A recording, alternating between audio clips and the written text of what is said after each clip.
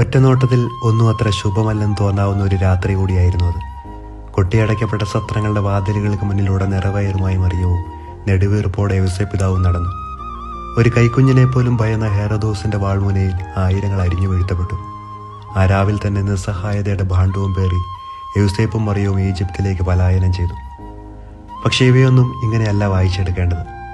എത്ര സത്രങ്ങളുടെ വാതിലുകൾ കൊട്ടിയടച്ചാലും, എത്ര സൈന്യത്തെ കൈനിറയെ ആയുധങ്ങളുമായി പറഞ്ഞയച്ചാലും ദൈവത്തിൻ്റെ ഇഷ്ടം ഈ ഭൂമിയിൽ നിറവേറ്റപ്പെടും എന്ന് നമ്മൾ ചൊല്ലുന്ന ആ പ്രാർത്ഥനയിൽ ഒരു വരി പോലും അതല്ലേ, അങ്ങയുടെ ഇഷ്ടം സ്വർഗത്തിലെ പോലെ ഭൂമിയിലുമാകണം. അങ്ങനെയെങ്കിൽ ക്രിസ്തുമസ് നമ്മെ പഠിപ്പിക്കുന്ന മനോഹരമായ പാഠങ്ങളിലൊന്ന് ഇതാണ്: നമ്മുടെയൊക്കെ ജീവിതത്തിൽ ദൈവത്തിൻ്റെ ഇഷ്ടം നിറവേറ്റപ്പെടും. ദിശ തെറ്റി നിൽക്കുമ്പോൾ വഴി തെളിക്കാനായിട്ട് ഒരു താരകമെങ്കിലും തെളിയും. നിന്റെ ഇല്ലായ്മയുടെ പുൽക്കൂട്ടിലും രാജാക്കന്മാരെ അവിടുന്ന് വിരുന്നിനിരുത്തും. തോളിലെ ചിറകില്ലെങ്കിലും നിന്റെ സ്വപ്നങ്ങൾക്ക് ചിറക് പകരുന്ന മാലാഖമാര് വരിക തന്നെ ചെയ്യും.